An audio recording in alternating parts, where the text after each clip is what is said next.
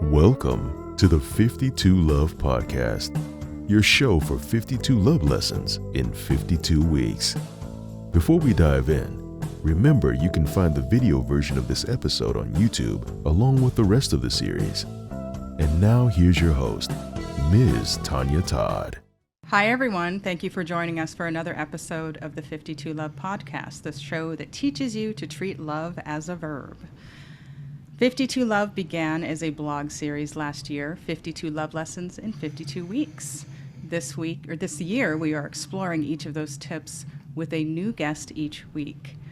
And this week's tip is to role play with your partner and indulge in fantasies.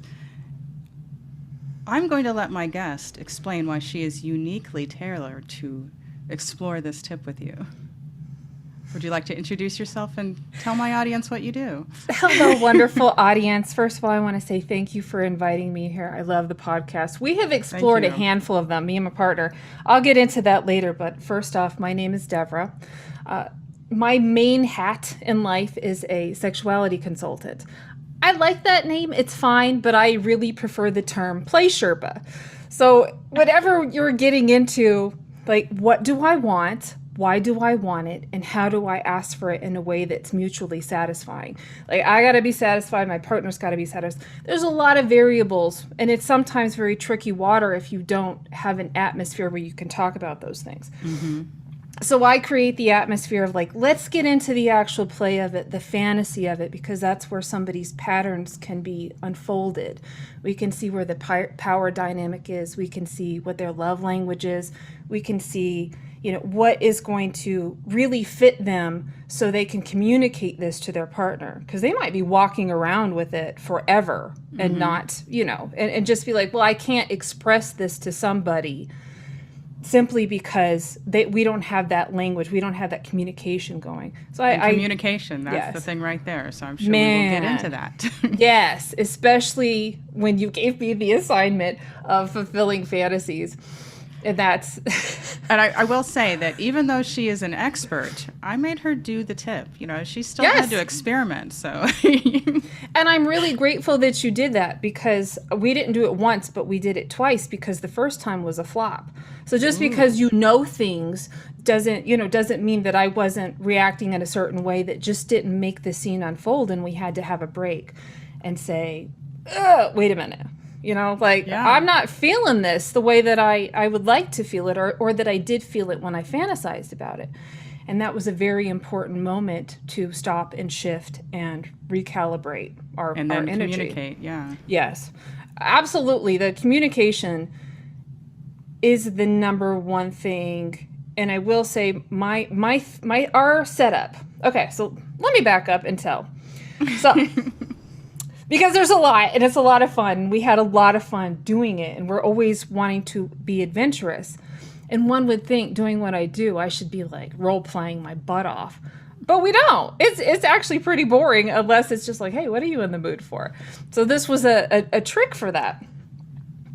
So I said, okay, babe, usually we go along with my fantasy. So I write erotica too, and I'm doing all sorts of blog things that have to deal with the deeper essence of sensuality. I'm like, I know your fantasy, but what else would you like to play with? And out of the blue, he was just like, do you want to do a Dungeons and Dragons scene? And I'm like, a what? Like, because he's a nerd. And God bless him, he's a very intelligent person who grew up playing with different board games and puzzles, and he likes a puzzle. You say he's a nerd like you're not a hot nerd.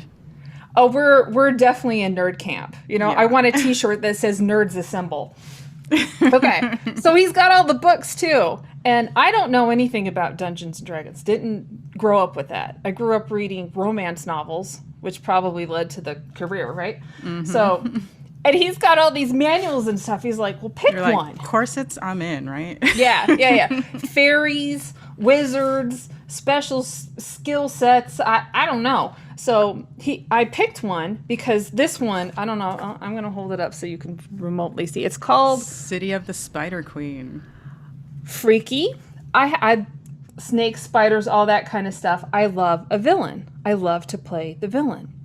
something about her that I can get that dark and that kind of mysterious, because I'm super bright, super like, I'm your cheerleader in normal life. So I'm balancing that other side with like, I want to crush you. So, which is where it goes amiss. Like, I'm totally embracing the whole spider queen of like, I'm going to lure you into my web. And he's all about it. Like, he was like, you want to do what? I'm going to be your victim. I'm just going to lay here and do this. And him picking a different scenario, like he's a wizard, like we're going back and forth with casting magic spells upon each other, and saying, okay, right now you're going to be sensually hypnotized. So you fall into this, yes, you can't do anything to me, but I can't resist it. Right. That kind of play where it's so easy to be vulnerable because you're in that character, right. And you're there's nothing open. You can do. You're There's under nothing. A spell. Oh, is it pleasurable to you? Don't worry, it's not your doing. You don't have to make up anything about that. I don't want to like it. Yeah. But do it harder. But it feels so good. It feels so good. But oddly enough, because I was so in my head about wanting to be the spider queen and have all of these scenarios unfold and all of these spells that I wanted to do, I got so into the scene that I lost my connection with him.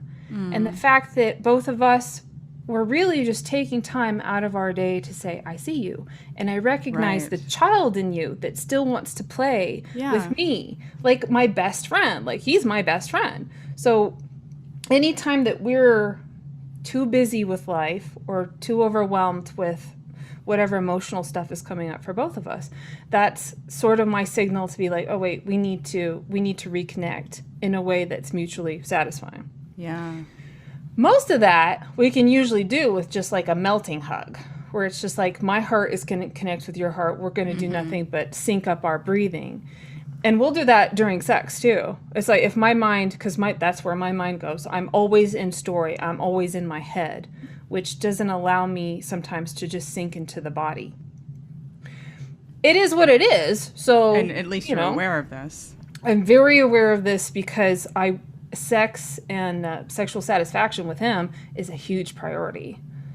You know, I'll be 40 this year, and it was only in this last 10 years that I was able to be like, no, it's not just your writing, it's not just your work, it's very much a priority to connect with him on a regular basis. Because why else would you put all that time and effort? You know, it's not for convenience sake, that's for sure. But it's in those moments of finally reconnecting and just like, oh, we're good, life is good, whatever problems were going on, you know, they disappear pretty quick. So this went amiss halfway through. I'm playing with the bondage stuff of, I have a running fantasy of being, it's called mummification. So it's but with silk in my mind, like a spider silk, where it's gentle wrapping. So you're bound and constricted in a loving way. It's not tight. It's not shibari bondage or anything like that. It's just a very, like, you have wiggle room, but at the same time you're thinking your lover is going to take advantage of you and suck you dry. So to speak. That doesn't translate necessarily to a Saturday afternoon in which we were both tired from working out and had a full belly, from eating lunch. It was just like, okay, it is what it is. So we took a break. Need to do and that we're kind like, of thing before lunch, or something, or just as like, lunch. Yes, or as lunch. It's like, feed me during this. That would be phenomenal too. So, knowing that and taking a break from that and just knowing that I was in my head and, he was having fun, and bless his heart. He's a grown man. He's the kind of man, he's like, babe, I don't care if we come. It's not about the orgasm. It's never about that. Yes. It's like, I want to be with you and spend time with you and have that lusciousness of togetherness. And that's a blessing, because it takes me a minute to get there, to get to that kind of awareness and that kind of love, that kind of really visual love. So we took a break, went about our thing. And then I'm sitting there and I'm working on it's an anti-romance about wolf erotica. Yeah, we'll get to that. Yeah. That's been a lot of fun. But I'm sitting there working on that. I'm like, okay, wait. We went into villains and all of this upkeep, and it's really fun. I want to revisit that. But what I'm needing right now is that primal feeling of like, just fuck me. Mm-hmm. Whatever, the more intellectual you get sometimes, the more that your mind tends to go into the primal and need that primal response of like, grab me by the hair, throw me down, fuck me, tell me I'm a good girl or a bad girl or whatever girl I am at that time. But this one had to do with the whole wolf fantasy. So I was like, babe, I have a chapter for you to read. All the stuff you're saying. Yay! It's like, yay! Yeah, it's more fodder for us. What is my target audience? You. Yes, you are my target audience. I want to play in all the ways that are not like stereotypical. I don't need a primer. Like, we don't need the primer of, I get the whole 50 Shades thing. I don't want to put shade on that simply because for a lot of people who never got to experience maybe what they like in the romance erotica world, that's a good start. That's a really good start to play with maybe BDSM, maybe sadomasochism. It can look like any scenario because it's just it's a not fantasy. a good example of it, but it is a good start if you have an interest in that and haven't been able to see that anywhere else. It did open doors for people to learn more. Yeah, if you weren't a person who at the age of 15 snuck around and watched Bram Stoker's Dracula when you were 15, if your mind wasn't blown then, Monica Bellucci is all I'm saying. Start with something else. Start with the stuff. The light stuff is cool, and then you can work your way into the different niches. So the part of it is sort of isolating the kind of fantasy that really resonates. And that can be tricky. Yeah. There's a crap ton of porn out there, but it's conveyor belt style. I mean, more and more, I think we're being exposed to people who are more artistic, who want to put the story elements into it. They say that more women are story-driven versus men who are more visual. I'm not so sure that that's completely true anymore because these current generations are growing up in a more visual era. Mm-hmm. It could be. For all I know, the data's not in. So if you can find a really good erotic scene in a movie, like that one was, like that does it for me. I have to watch that. I'm just like, let's go play wolf. So we went and played Wolfman, about we were both wolves. And like, because the scene that I'm writing in my story has to deal with this village of women who were raised or kind of incorporated by a wolf tribe from back in the day. Long story. But at the same time, she gets to be like the most primal wolf self. And what she wants more than anything is to find a match, a worthy match for her. A wolf man that is basically like, I got you. Red Sonja style. If you can beat me in a fight, then you can have me. Yep, totally. And yes, that's, that might be my next role play. that totally might be our next cosplay. Hey, babe. He won't hate that, but that's very much the vein of what I was missing and needing in that moment, is to have his primal beast self just be like, bitch, I'm gonna throw down. You're gonna do it. No thinking aloud. And I very much loved that. And it was very primal but sensitive, and because he knows me and he knows my body, and I'm very verbal about, yes, touch me here and do this, and then when I get going, it's let me throw you on the back and it's the buffet time where I can just explore and have fun with him, and we can both be wolves. Yeah. With some howling. Because that's applicable. We live alone. Our kids are gone. Whatever works for you, though, right? Yeah, whatever works for you. You know, everyone is wanting a howl right now. Hopefully you're going to get a howl. Go find a quiet place. Maybe you got to go in your car. But if you can tap into that moment of primal where you can just let loose, I think it knocks off a lot of the layers that keep us from A to B. Mm-hmm. You know, stepping into, I have to have some kind of switch in my head that allows me to say, I deserve to be pleasured right now. I do a lot.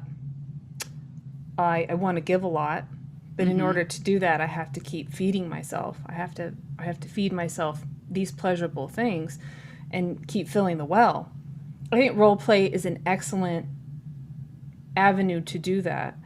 Well, especially with a lot of clients that I deal with who might have some past trauma, who might have a lot of childhood stuff usually comes up, a lot of, oddly enough, you don't have to be traumatized at any point to be kinky. You just have to be natural. Like we're creative creatures. We grow up playing different archetypes until we find the one that fits, hopefully. And usually 20 plus years later, we find the one that really fits because it's just like, I don't have any more time to not play this person that I really want to be. Yeah. So how would you recommend someone new to this kind of thing introduce it to their partner without, because it's a scary and vulnerable thing. Yeah. It's like, I don't want you to judge me for saying this, but communication is important. If you don't say it, you're not going to get what you want. Exactly. We have a running joke in the house is a closed mouth don't get fed. If you can't find a way to express it, then you're not going to get it. And to assume that your partner should be the be all end all and know your fantasy and know how to deliver it is in a way very childish. It's sexually immature. It's so unfair. It puts so much pressure on that person. There's an infinite amount of fantasies out there. You can't possibly know for sure which one somebody else is going to want, or how to deliver it. Unless you've had the conversation. Yes, or how to deliver it, and that we get into too. So so a lot of couples, usually it's the person they're like, hey, I have this fantasy. Say I want to get into limp play, where she is drugged or unconscious, and I'm free to explore her body and pleasure her, but she's wanting it to happen. She's responding pleasurably. How do I tell that to my partner without freaking them out? I don't want to be rejected. I don't want them to think I'm a freak. There's a lot of stuff that goes into unpacking the fantasy, and we'll go through different scenarios. But what I tell them basically is like, okay, you want your fantasy? You have to ask what their fantasy is first. Anything you possibly want, you have to give, and then you'll get it in return. It's the law of reciprocity. So sit down and be like, babe, what have you been playing with any kind of fantasies? What would you really like to do? And if you don't know, let's watch some porn. Let's find a romance novel. Do you have a scene in a story that really, really resonates with you? That's just like, I get off on this all the time.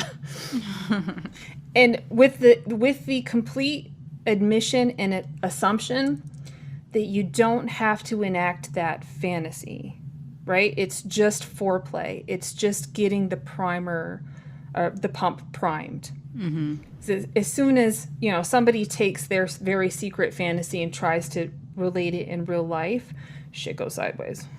It goes sideways fast, especially because here's this perfect thing that I have in my mind because I have control over it. Right. All the elements, I have all the control.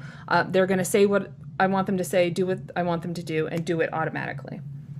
When that translates to the real life, and then you're like, no, not my fantasy, not my secret.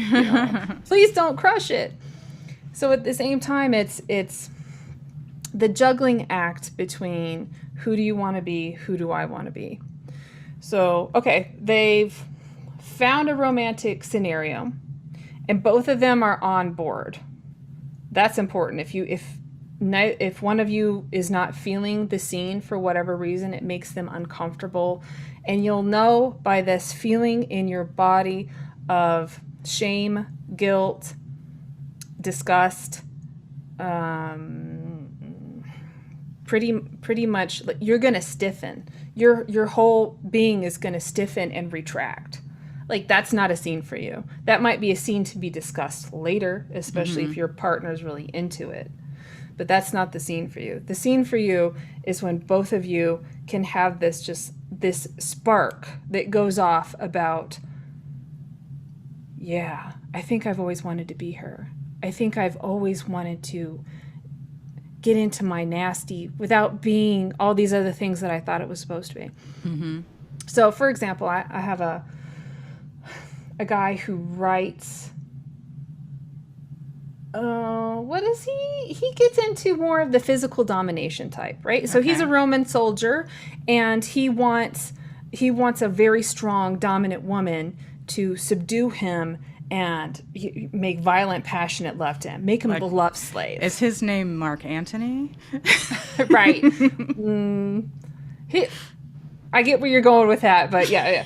So, oddly enough, she's looking, so say it was a Mark Antony type, and she's looking through the different archetypes of what can balance that, like what fits her. Mm-hmm. So we have a Cleopatra archetype, we have an Amazonian queen archetype, and they're so different. We have more of a goddess archetype, so what did the Romans, Aphrodite or Venus.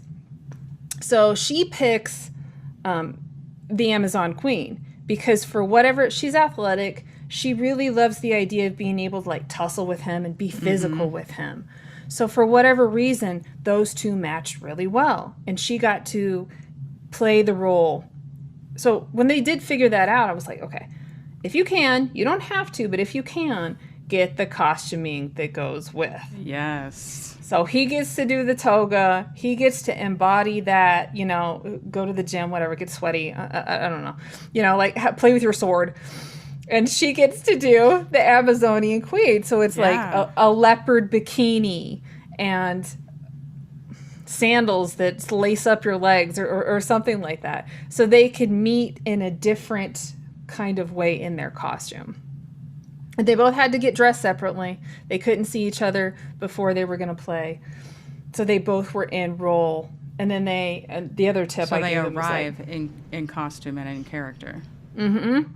And there's less friction between who I'm going to be and who I used to be. Yeah. Or who I am on the outside. Right. I will say, for people who are beginning, if you can, it's not necessary, but it really, really helps to go into a neutral territory that you normally wouldn't make love in. So if you normally make love in your bedroom, we all do, don't start there. You can end up there where it's nice and comfortable and you have your favorite pillows and lube and all that stuff. But start in a neutral territory where you normally wouldn't have. So the energy of that space is more conducive to those characters being able to be free to play. Mm-hmm. And that usually is fun enough to take it someplace else, take it where it's comfortable, or stay there. Yes. So. And what was the second thing you were saying? First, change separately, and what's the second thing? To meet in a neutral area. Oh, okay, so that was yes, neutral space. Yes. Third thing, aftercare. Aftercare is very, very important, especially when you have been a different person and you're transferring, you're going back into yourself. Mm-hmm. A lot of people find that when they play different roles, it's startling. They jump into it and they say things and they do things and they don't know where they come from. They're like, I had no idea that this was inside of me, that this needed to come out, or I wanted to talk about this, or I want to explore this. That can be alarming to a lot of people, especially if it's very counterintuitive to who they are in real life. Like their core beliefs are, I'm a really loving person, I'm kind, I'm generous. But then it's just like, they're screaming obscenities at someone and calling them lots of dirty names that maybe they get off on in the moment, but afterward it's like, I just said that to the person I love. Yes. What does that make me? Am I really that person? What does that mean to me? So in the space of aftercare, when the scene is finished, to not run off and change, to not go in your separate corners or take a shower automatically. It's very much like, okay, we're going to stay here and breathe together and look in each other's eyes and relate to each other, communicate how this made me feel. All of it.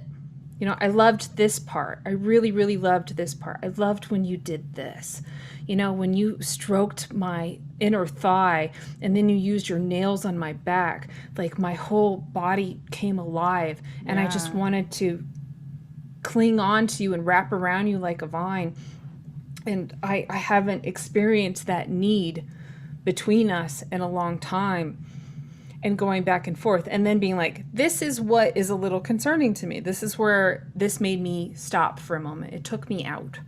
When we talk about being out of the story or out of the whole conversation. Yeah.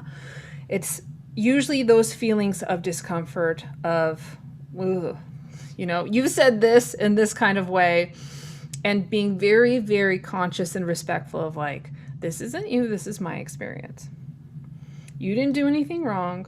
This was how I felt about it. Right. This was my response to it, but you did nothing wrong. This is just how I responded.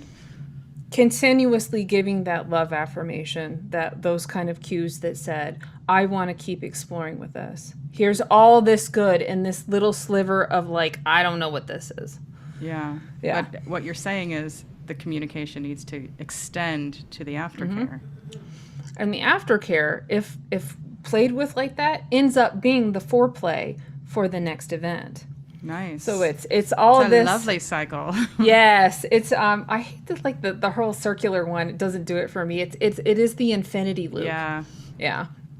And just, or unless you have that snake that eats itself. I can never think of that name. It's Catechus, isn't it? You would probably know better than I would. So having that kind of flow and directing that kind of flow of energy and staying with it. And it's a practice. You know, one episode will never be like another one. I'm interested in doing the Spider Queen again because I do have a deeper appreciation of what he was asking for. You know, like he likes it when I can be slow and sinuous and seductive, but not so wrapped up in everything that I'm trying to rush. Because then it becomes a thing on my to-do list, and he hates that. And I don't blame him. I know. Nobody wants to be a thing on your to-do list. Nobody wants to be the thing on the to-do list.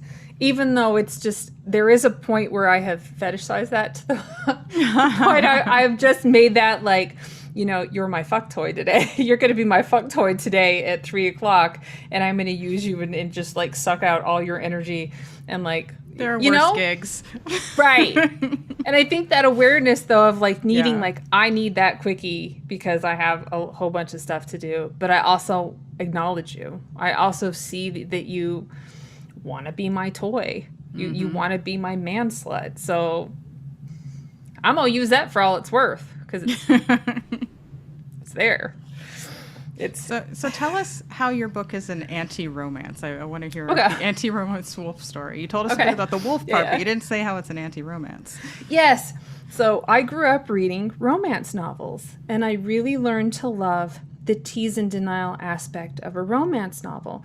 They're very good, if sometimes formulaic. Like you can find a story or an author who does such an exceptional job at building up the tease and denial of every scene that by page 120 or whatever it is, when they finally do have sex, you're just like, yes. And then, you know, it's so formulaic. Every 50 pages or something, they have to have an encounter. But I went back and I tried to enjoy it in the same way that I did in my 20s, and that wasn't happening. I think it has to do with the fact that I am in a romance story. You know, I am very much being satisfied, and we're building our romance story and our happily ever after. And that part of me that loves the darkness is like, yeah, but let's try the anti-version. Let's go for this other world of what does it look like when things go wrong, but in a really good way, in a really, really satisfying way. It feels more true to life in the same way that what doesn't kill you makes you stronger. In that essence, And it also feels like I can play with the different elements of fetish and horror and the eroticism that you would not find in normal romance. Right. You just can't. So having a little sprinkle here and there. So this story, I keep seeing, we're joking about it because all the stories that come out about Nazis during World War II, and everybody loves to have a revenge porn scenario with Nazism. So Tarantino's films, let's rewrite history and like really make the Nazis suffer as much as possible. Mm-hmm. And I understand that. I have a lot of different clients who want to play with different role play scenarios like that. As in, it can be empowering. It's very, very empowering to go to that place of, I'm a Jewish man. My grandparents survived the Holocaust. I heard nothing but those stories growing up. Specifically, we can't forget. Never forget. So, but what is that like to a child who's absorbing that kind of thing and wanting that never to happen, but still, like, they can't wrap their minds around it because they'll hopefully never experience something to the depth of that emotion. But they want to relate to it because that's where they're from. Like, that's where their people are from. That's the things that we've internalized again and again. So a lot of them will want to play out the Jewish Nazi fantasy where they have a woman who is dressed in the Nazi garb doing things to them, like experimenting on them. Nowhere in it is the actual atrocities that happened during the Holocaust. Right. It's a way to, I'm going to take this horrible thing that happened and I'm going to take power over it. I'm going to take pleasure from it so it will never be able to hurt me. Mm-hmm. So anytime a fantasy goes in that direction to those intensities, it's our psyche basically saying, I am going to figure out a way so those things can never hurt me. I'll be prepared. I'll fetishize it. I will make it into something very erotic and very pleasurable. So the female becomes this reflection of all the things that you can't possibly, the void of not knowing what that's like. But she's sadistic, she's cruel, but at the same time she's putting all her time and attention and focus into making you the slave. Which is it's very intricate, but at the same time it can be very cathartic. Yeah, and I've heard intense. This similar kind of thing from Black people who reenact slave situations. That yes, there's something empowering in wearing the shackles because you want to, and taking back the power of that scenario. Yes, not letting it hurt you anymore. Yes, that's. I'll be honest with you. I love those conversations. The ones that are the deepest, the ones that come from something that is traumatic, the one that those have the most power to empower somebody else. Mm-hmm. Like when they're and eventually in that situation. Begin the healing process, Yes. Especially when you're asking somebody to do this horrible thing and you're saying, I need you to wear the shoes of somebody that of an abuser, essentially. Would have killed me. Yeah. Would have killed me in the past. And for you to transcend that. And for, that's a big ask. To understand on that both sides. It's an ask based on the trust that they already have. Yes. And getting to that trust, and I think sometimes you do get lucky enough to meet somebody who gets to be with you in such a way that you automatically know that you're loved by them. Mm-hmm. Like that's that person. Like that person loves you because of your skin color, because of your racial history, because of your culture. Like they love everything about that. And sometimes that is the best person to ask to play that role because the foundation is coming from love. Find that in everyday world. Yeah. I believe in the power of intention. I totally get when I've asked for something, it shows up. And a lot of the clients I work with do the same thing. They're like, I really want to explore this. And they get to the end of that road and they're they have that moment of surrender, of breakthrough. And it is intention and manifestation.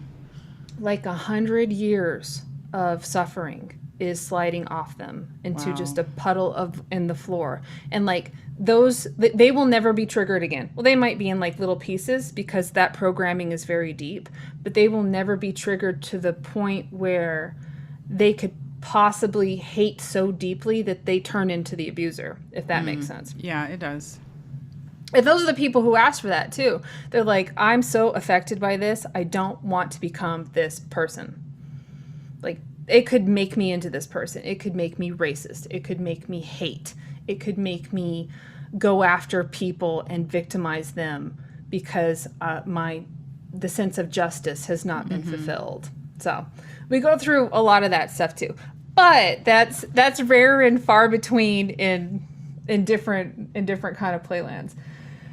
For scenarios like that, I will say those people get homework and they get to write out. They get to journal their butts off. So a lot of the emotional stuff has to come through the page, so it stops taking up so much space in the head. It's taking up a lot of space. Like a lot of people, their fantasies, man, they're running the show. The subconscious is totally running the show most of the time. And until we have that, like, yeah, but what is this really saying? Then we can get into the play. And the play is healing. The play is luxury. Getting back to that space where I miss being a kid, you know?